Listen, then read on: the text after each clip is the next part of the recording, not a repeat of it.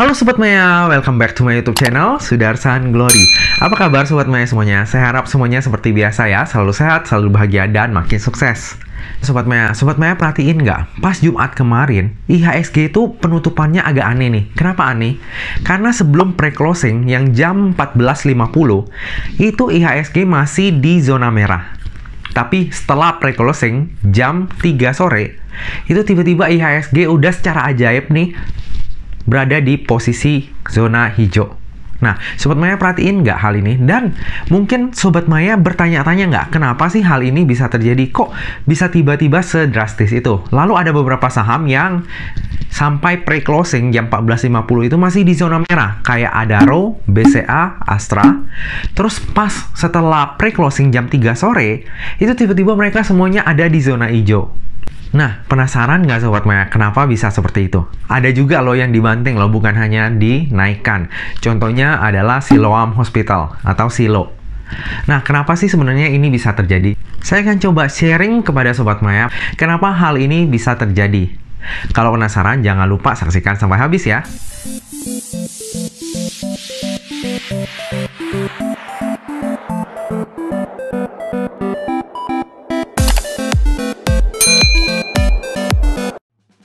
Nah Sobat Maya, hal yang perlu Sobat Maya ketahui sebelumnya adalah di bursa saham kita itu bukan hanya kita orang Indonesia ataupun retail yang membeli saham-saham yang ada di BEI, tapi ada juga orang asing ataupun fund manager asing yang membeli saham-saham di Indonesia.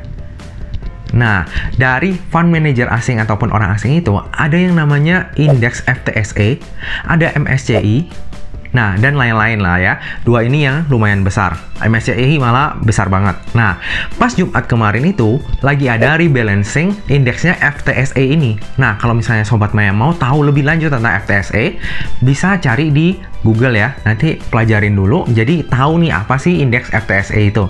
Nah, kembali ke kejadian Jumat kemarin ya.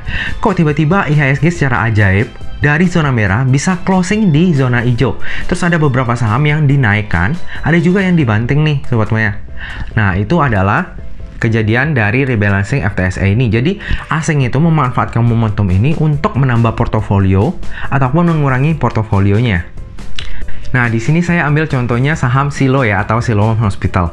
Nah, Sobat Maya bisa lihat nih, ini saya rekam pas Jumat kemarin ya, setelah down history-nya. Nah, Sobat Maya bisa lihat nih ya, itu diguyur sama asing YU nih. Ya, lihat nih, diguyur banyak banget diguyur. Nah, penutupannya di 4.850 ya. Tapi Sobat Maya lihat nih sebelum jam 3 sore. Nah, Sobat Maya lihat nih ya. Ini nggak di 4850. Tapi sebelumnya coba kita lihat 1449 ya. Nah, ini 144938. Itu masih sekitaran 5.000, 5.150, 5.120. Nah, tiba-tiba pas closing dibanting tuh sekitar 3%. Nah, sebenarnya tujuan asing untuk membanting ini apa sih sebenarnya? Nah, karena asing itu nggak seperti kita ya, retail yang bisa seenaknya membuang barang.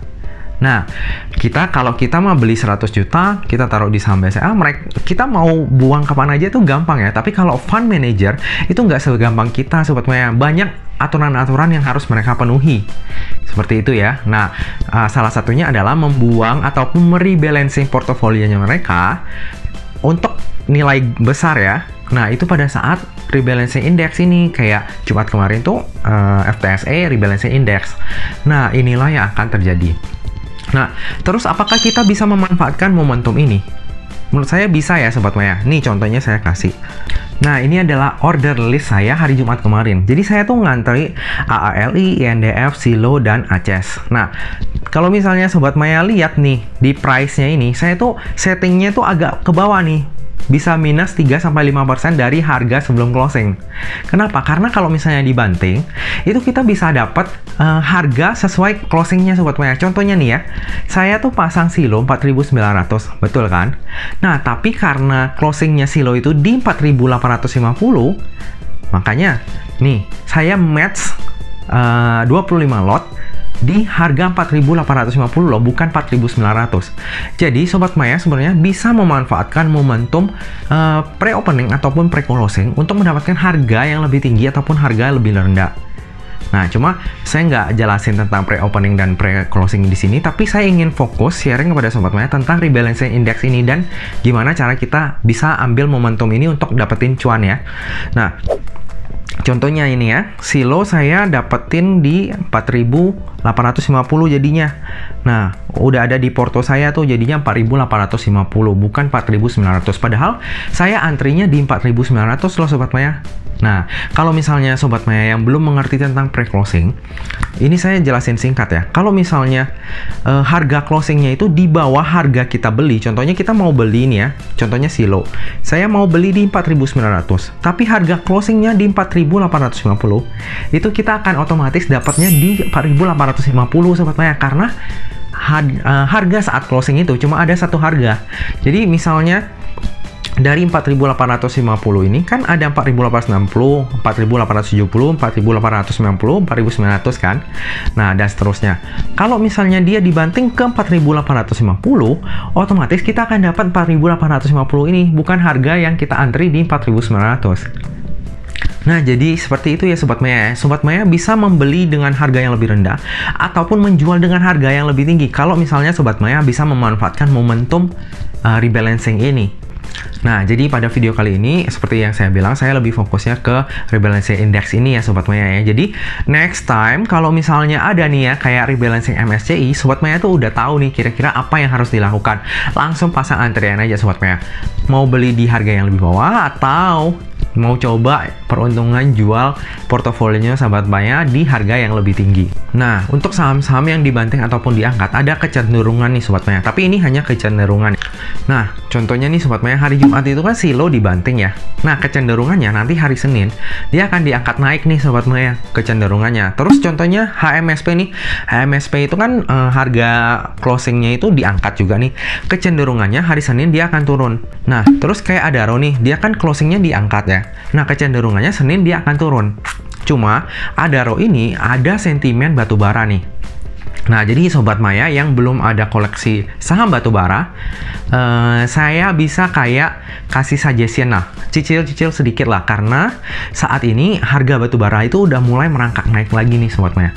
Nah, kalau misalnya harganya memang naik terus-terusan, mau nggak mau pasti harga saham batubara juga akan naik. Suka nggak suka pasti akan naik Sobat Maya. Itu udah dari pengalaman saya tahun ke tahun. Pasti, walaupun sekarang tuh agak lagging, tapi kalau misalnya emang naik terus ya, pasti harga saham akan mengikuti juga. Itu nggak mungkin enggak. Nah Sobat Maya, sekian video saya hari ini. Kalau misalnya Sobat Maya masih ada yang kurang ngerti ataupun mau ditanyakan, jangan segan-segan untuk menuliskan pertanyaannya di kolom komentar ya. Nanti kalau misalnya emang banyak yang request tentang jelasin dong lebih detail tentang indeks itu, nanti saya akan bikin video tersendiri untuk jelasin indeks ini ya. Dan kayaknya saya juga kedepannya akan bikin tentang mekanisme pre-opening dan pre-closingnya. Jadi Sobat Maya lebih nangkep nih apa sih pre-opening dan pre-closing itu. Nah Sobat Maya, jika Sobat Maya suka dengan video ini, jangan lupa untuk like, comment, dan subscribe. Kalau misalnya Sobat Maya nggak suka, Sobat Maya juga bisa tekan tombol dislike, tapi jangan lupa untuk tinggalkan komentar juga untuk saya ya. Jadi, Sobat Maya bisa komentarin apa yang Sobat Maya nggak suka dari video saya ini, dan apa yang bisa saya perbaiki lagi. Nah Sobat Maya, jangan lupa jaga kesehatan, jangan lupa untuk selalu bahagia, dan semoga kita selalu profit bareng-bareng ya. Sampai jumpa di video selanjutnya. Dah.